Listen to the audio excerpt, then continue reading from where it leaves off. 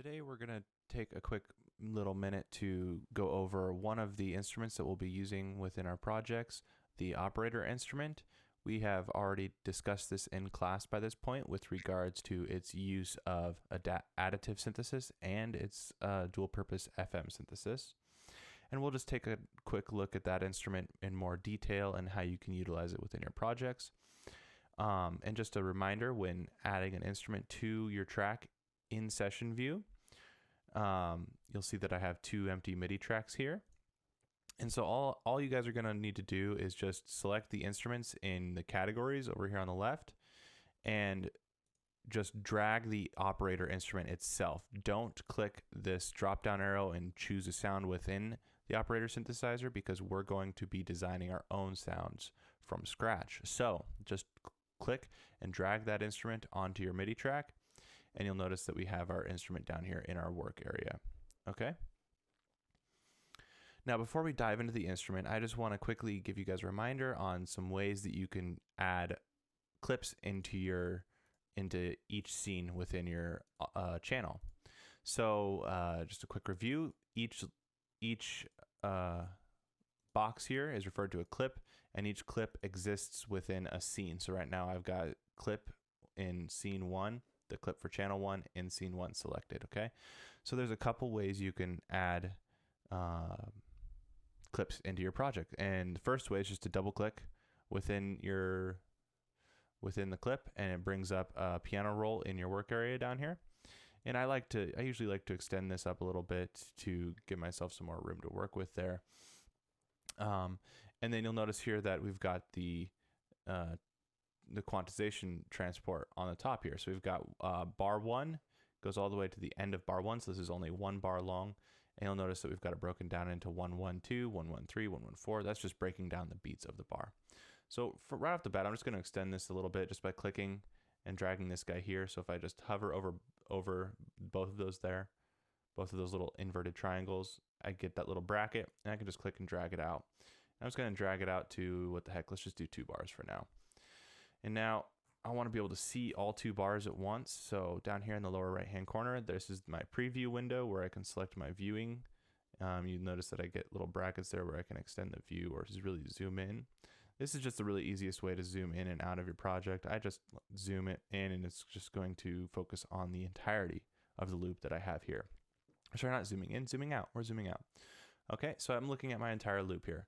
Now you can either just double click on a pitch that you want to work with. So let's say we want to work with A2. I can double click and it adds in a MIDI note, and then I can drag that MIDI note out as far as I want. So say I want that to be a half note.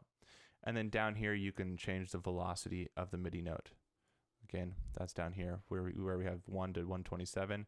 This little slider here, that's the velocity. In other words, the dynamic. You can think of that as the dynamic of the MIDI note. And so I'll just leave that right about like that, I guess, for now. Okay, so you can do that, or if you want, you can select your pencil up here in the upper right hand corner, and you can draw in notes just by clicking wherever you want.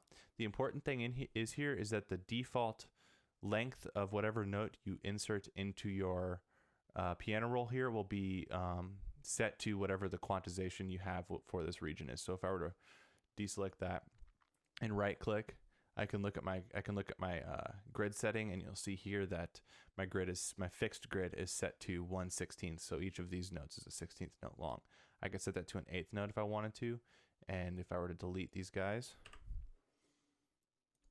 and click my little pencil up here and then just click notes in, you'll notice that I'm getting 8th notes in there instead of 16ths. Okay. Now, the last way you can do this is you can just straight up record a new clip if you wanted to. So let's say I want to record a new clip into scene 2 here. You can just record that with either a MIDI keyboard like I have programmed in here, and it's just playing the instrument. Or if you don't have a MIDI keyboard, if you select this little keyboard here, that turns your QWERTY keyboard into a MIDI keyboard.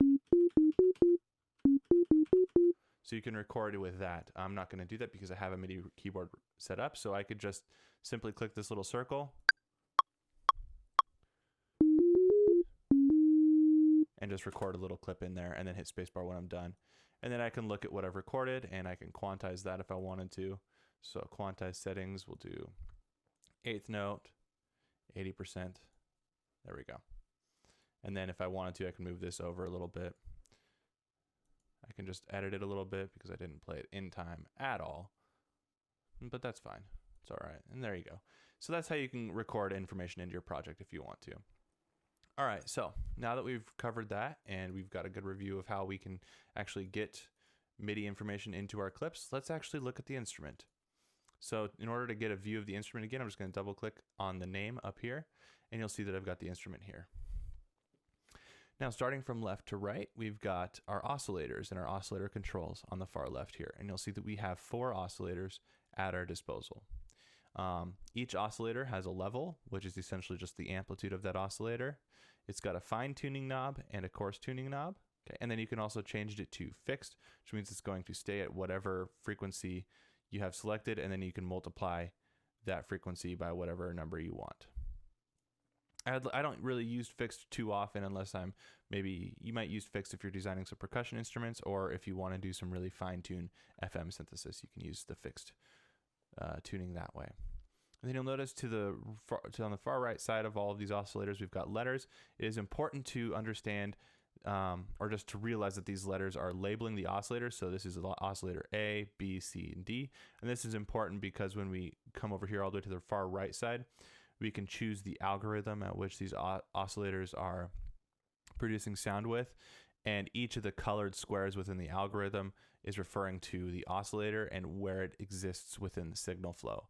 So this guy here, all of the oscillator D is modulating oscillator C, which is modulating oscillator B, which is modulating oscillator A. The signal is flowing directly through all oscillators.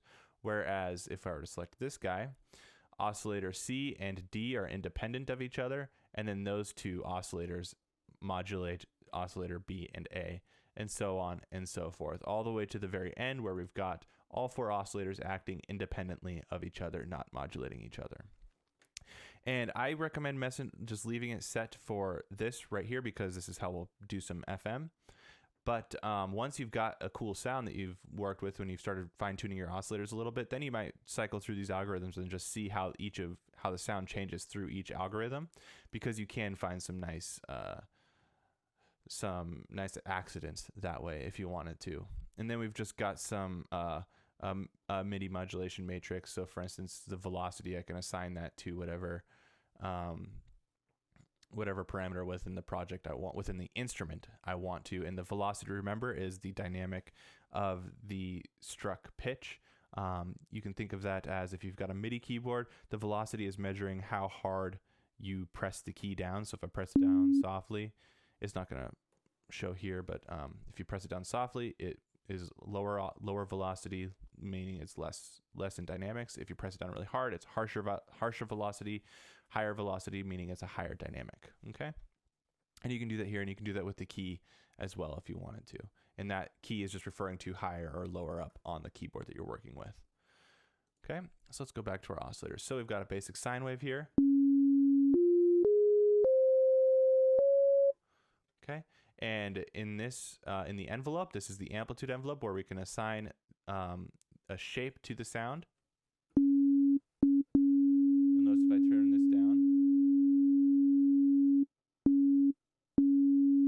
whoops, I'm on the, so that was a mistake that I made there, and it's actually good because you'll notice I have this oscillator highlighted. That means this oscillator, I was looking at this oscillator's envelope and not the one that I'm actually got playing here. So in order to make sure that I'm focusing on just one oscillator, I'm actually going to turn off these other 3 oscillators just by clicking the letter, and that will turn off the oscillator there. So now I know I'm only got oscillator A sounding. Okay, and now if we mess with the envelope and I change the sustain level, you'll notice that it'll drop, and I can change the attack time to a nice long attack if I wanted to.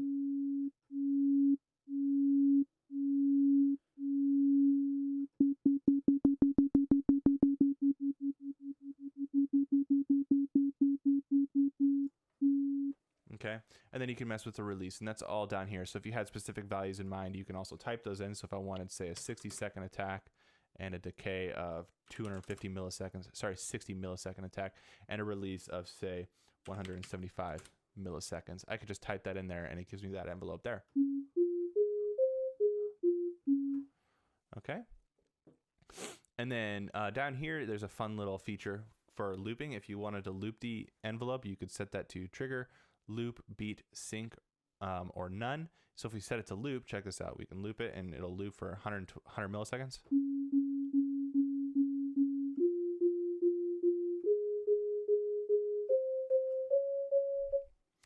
Now there's a really cool video on Ableton's website that I'll link to in this video where the gentleman actually uses this looping function to do some AM synthesis. If you remember, AM synthesis is amplitude modulation. So instead of modulating the frequency, like we'll be doing here, we'll be modulating the amplitude. So I'm just going to set that to none for now and just keep it at my basic envelope. Okay. And then to the right of that, we've got our oscillator. Up here in the top portion of this window, we've got the harmonic content of a waveform. And then below that, we can choose the waveform that is being represented, that is being produced by the oscillator. So it just defaults as a sine wave. We have all of these waves here that we can mess with. As you can see here, we've got a saw wave. And if you remember, a saw wave consists of all harmonics above the fundamental at decreasing amplitudes, and that will be represented in the window when I select this. See there, we've got all of the harmonics with the amplitude. Okay, so it's a saw wave, and so on and so forth. Square wave, we can always. And the number that is next to each waveform just is referring to how high up in the harmonic series are we going to go. So 3 is going to be 3 steps up to the third partial, up to the 16th partial, up to the 64th partial. Okay, then we've got a triangle wave here, which. Okay, and then we've got some noise that we can mess with. Different noises there.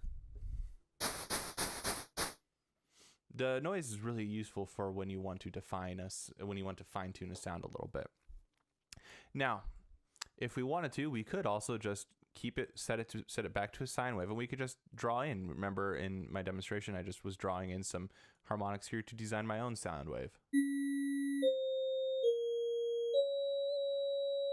Okay, and so now you'll notice that that's user, and that is the sound wave that I designed. Okay, I'm just going to go ahead and just go back to the sine wave for now, though. Now, to the right of that, we've got our controls for the instrument, okay? And so the first control is an LFO. This is a built-in LFO. You'll notice that it's grayed out right now, meaning that it is turned off. Now I can turn it on, and you'll notice that that the destination A, which is here, automatically defaults to the oscillator. So if I were to play this right now, it should be pretty obvious. You can hear the LFO modulating the actual pitch of the oscillator. And we can speed that up if we wanted to.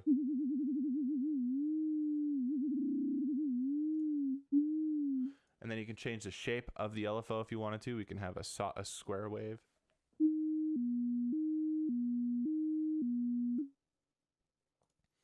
And then you can change it from a low frequency to a high frequency if you wanted to.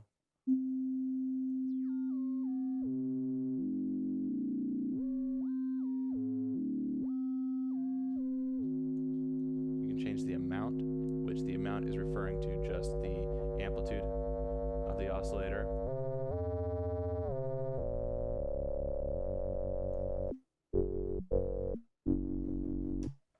And that's one way that we can achieve FM synthesis through this, but I actually prefer to leave this on low because I like to use the LFO as it is designed for it to modulate certain parameters within here.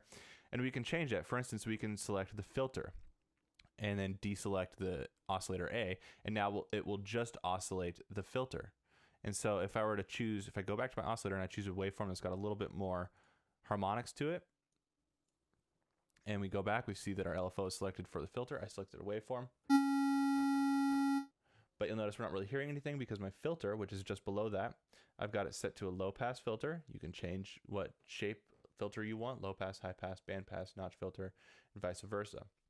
You can change the drop off, so the decibel per octave, 12 or 24, and then you can change what shape filter it is, and then you can change the frequency and the resolution. So the frequency, if I were to just turn that down to, say, 600, And remember, we have our LFO modulating the filter.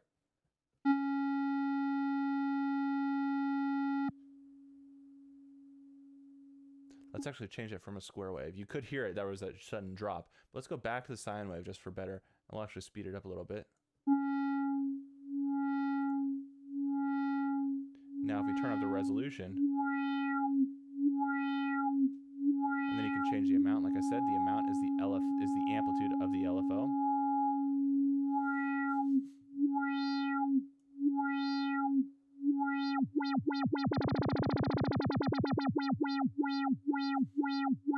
Okay. And so on and so forth. And then what is interesting here is that the LFO also has an amplitude envelope attached to it. So we can set an attack, we can have a decay, we can even have a nice long attack if we wanted to. 400 millisecond attack. We'll have a little bit of a shorter decay and then a little bit longer of a release. Almost a second long release. So now if we play it,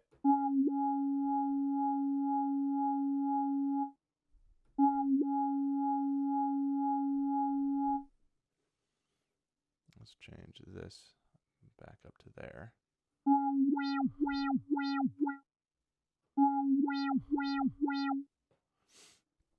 And you can keep messing around with that if you wanted to. You can loop this. This is one that's really fun to loop.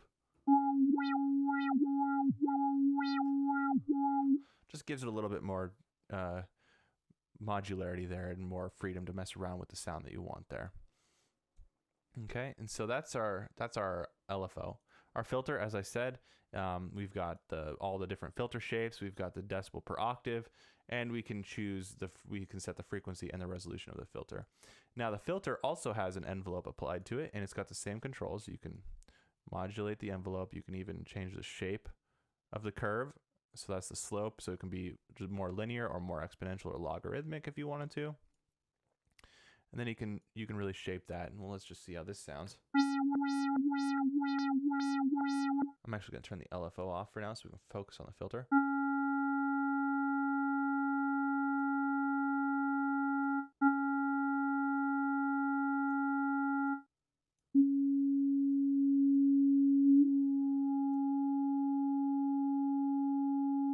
Okay. And that's how you can mess around with the envelope there. And below the filter, we've got our pitch envelope. And so this allows us to set up some glide effects if we wanted to on our pitch. And we've got a little envelope that we can mess with here. So for instance, if I were to turn this all the way, nearly all the way up, you'll see our peak here. That's plus 46 steps. So for instance, it's going to be 46 steps above our destination note, or the note that you're actually playing. Now you can change how big of how drastic that changes with the envelope here, percentage. So if we change it to 100%, it's going to be pretty crazy. You can hear that glide in there. And you can fine tune that a little bit if you don't want quite that much. Just gives it a little shape there. And then if you wanted to, on the spread, that changes the left-right spread. So you get a little bit wider sound from that pitch there. Then you can transpose it if you want some more. I usually leave the transposition set for most things because I want to be able to accurately know what note is being produced by the oscillator based on my Midi keyboard that I'm playing. For instance, I want a middle C to always be a middle C unless I'm doing some microtonal stuff. And then below that, we've got what I've already talked about, and this is essentially our out controls. So our volume is there. We've got our tone, and that controls essentially controls the super high frequencies. You think of that as our timbre control, and then our time is the global control for all of the envelopes within the project. If you wanted to manipulate that a little bit there, and then this guy here again is the algorithm for which oscillator modulates what. And fun fact, actually, which is good to know, which I should have said in the beginning, but if you ever are unsure about some parameter within oscillator, you'll notice to the left of the instrument, as in I'm hovering over a tone here, there is actually a little info box, an info view here on the left, that when I select tone is actually describing what that parameter does within the instrument. So just go ahead and read that through if you want to there.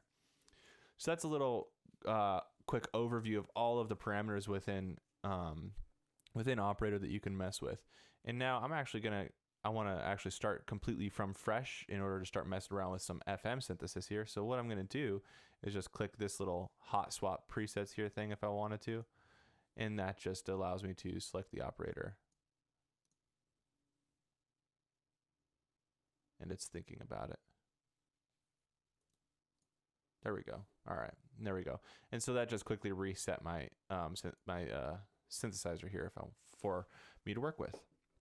So I'm going to go back to my oscillators here. I'm going to continue using just the basic sine oscillator here.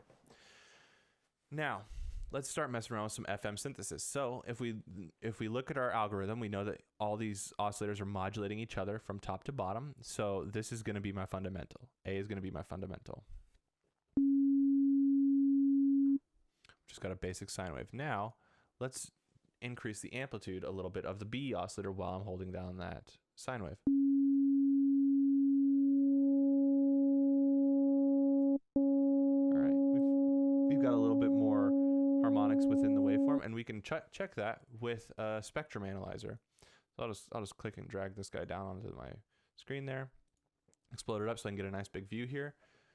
If I just turn off my oscillator that I turned up already, we've just got our basic fundamental. You can see we've got all of our harmonics there that we've got in there within our fundamental. And now what's interesting is you'll notice that there's actually a peak down here. That's because there are some harmonics that exist below the fundamental because we're doing FM synthesis, not purely additive synthesis. So you'll get what's called sidebands that exist on both sides of the fundamental to change the pitch. Now, you'll notice that it's fairly harmonic. It doesn't sound too crazy. It sounds like all the harmonics fit within the fundamental. Now we can change this if we adjust the fine tuning knob of this oscillator. So if I play this again and adjust the fine tuning knob,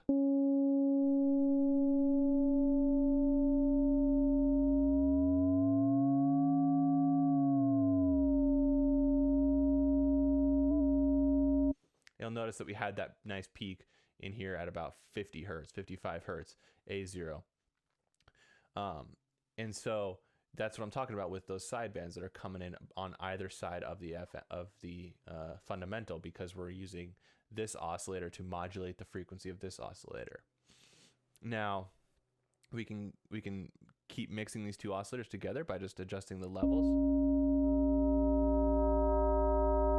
And that changes the pitch there a little bit. And then we can add in our third oscillator if we wanted to.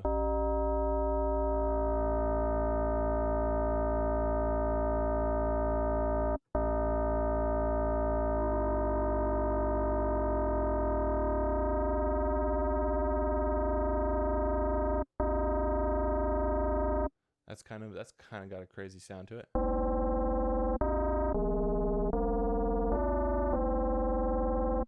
Okay, so for some curiosity, let's actually just quickly take a look at what this waveform looks like.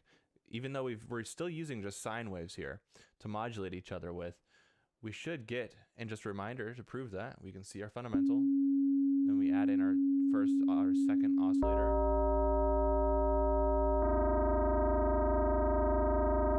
And that beating that we're getting, that's actually the frequency modulation that we're hearing. We're able to actually hear it. And that's essentially, you can think of that as competing harmonics. The harmonics are competing with each other because they're not in tuned. They're inharmonic, not enharmonic. So I'm just going to quickly grab my oscillator, my oscilloscope here. And if we just look at, I'm going to turn all the other oscillators off so we can just see what the pure sine wave looks like.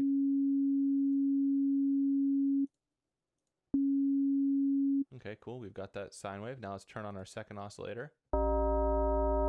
Interesting. Let's see if we can't slow that down a little bit with some. Interesting.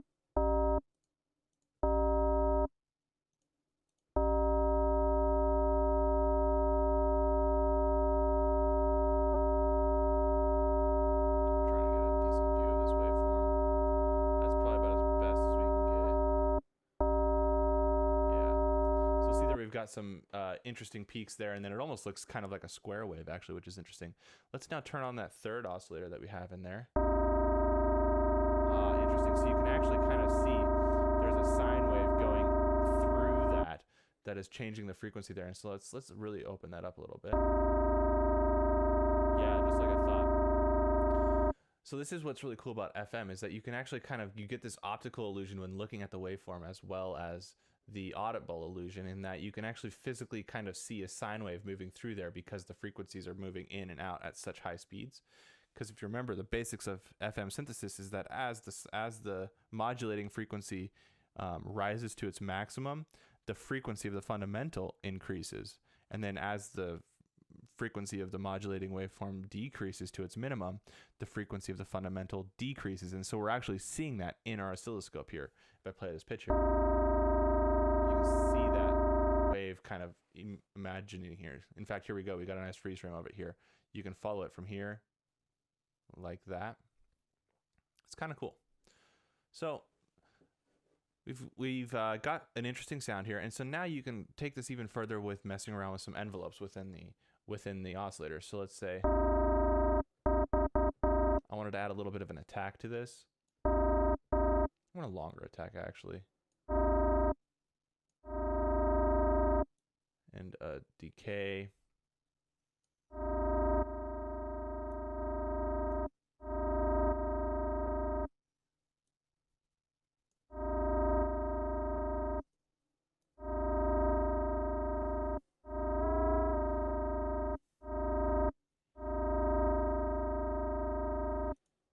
And then let's mess around with the envelope for our second oscillator here. Let's give that a quicker attack, but let's actually really give that a quick envelope there. Wow, completely different waveform. You can actually see that in the oscilloscope here. Completely different waveform, just from changing the envelope. Let's increase that a little bit.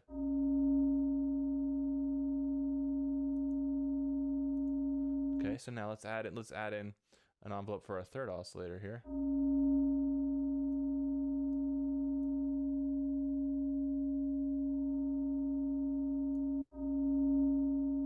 I actually think that's a little. Let's do this. 2 second and a half. Let's do another second and a half delay, and then a release. Nice and long on this guy. And this guy, let's actually change this back so that way we get that nice crunchy sound.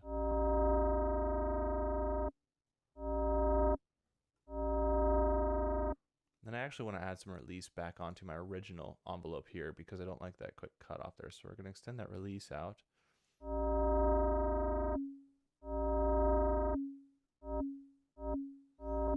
And you can hear at the end there, we're just hearing that sine wave, which is nice. Allows me to color it. And so actually I want this attack. I don't want this attack to be so slow.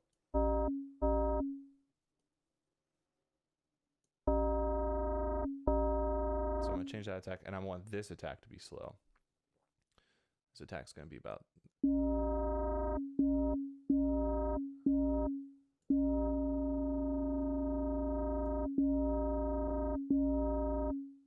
going to increase the release on this guy a little bit. And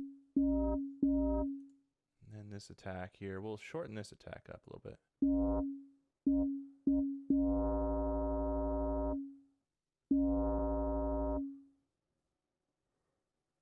Increase the level on this guy.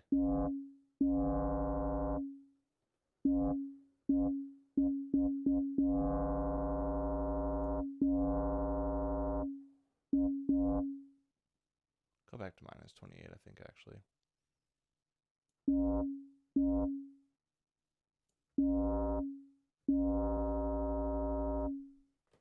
And there we go. So I kind of like this sound because I got a different sound when I play it short. Whereas if I were to hold it, it's a completely different sound.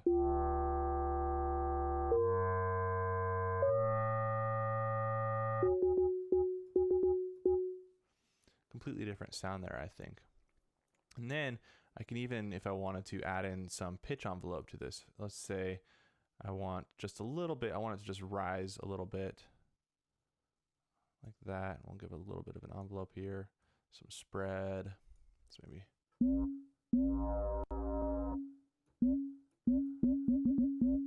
It's maybe a little too much.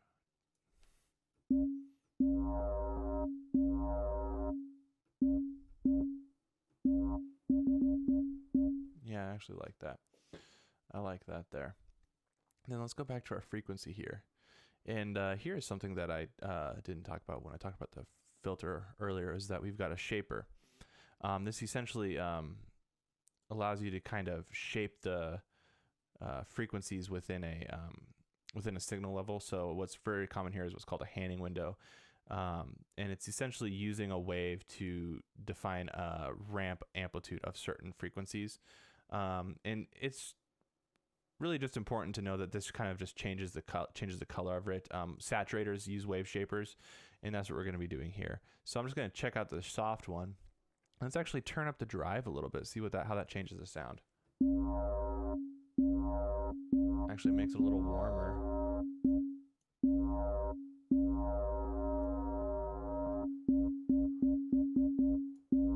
And just to demonstrate, we can turn that off.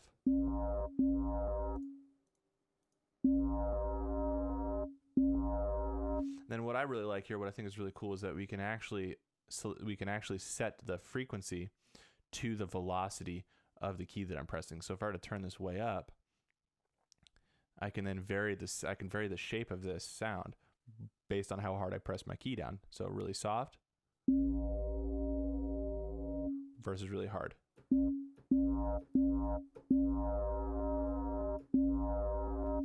Pretty subtle, but then it gets really cool here when I change the key.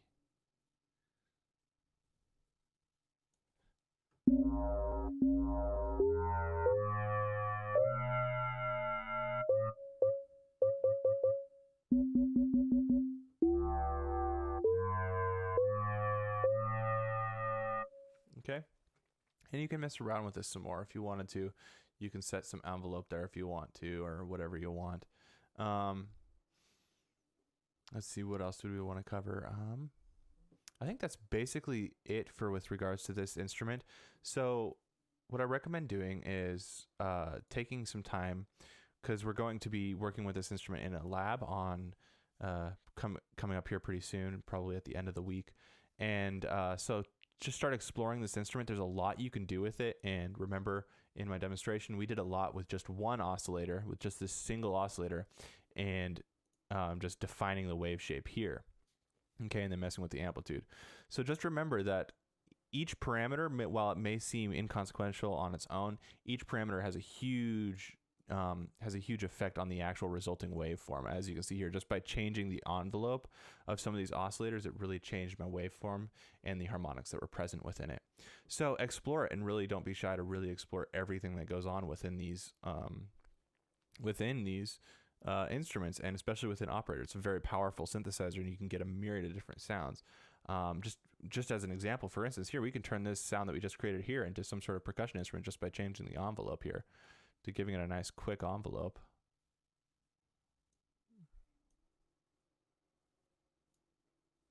And then mirroring it with this guy here. This guy will be a little slower envelope, like that.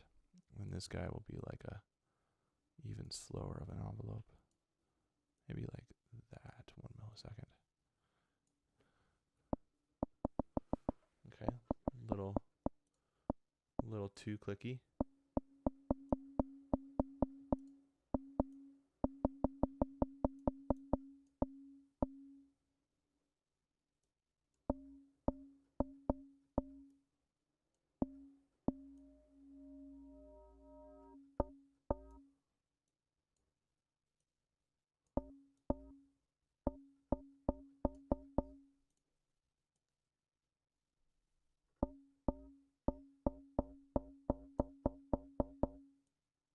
Let's actually leave that one there.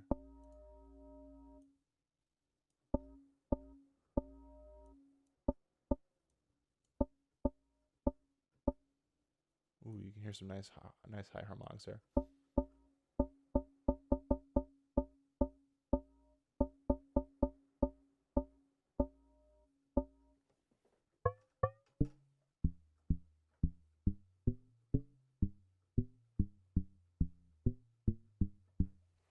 Yeah, we can really get interesting with that. And then even in here, if we change our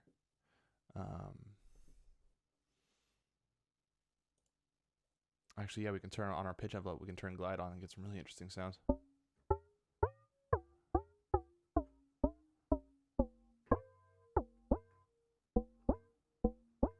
Okay, and so that's how you can, that's just really quickly how many different sounds you can get out of a very similar wave shape there. So again, experiment with it, and in the next video, the next video will be shorter, and we'll be going over the other instruments. I think the next one we'll go over is going to be wavetable. So if you want a little head start, go ahead and check that out for yourself. But other than that, hope this was helpful, and if you have any questions, just go ahead and shoot me an email or ask them in our next class. Thanks, guys.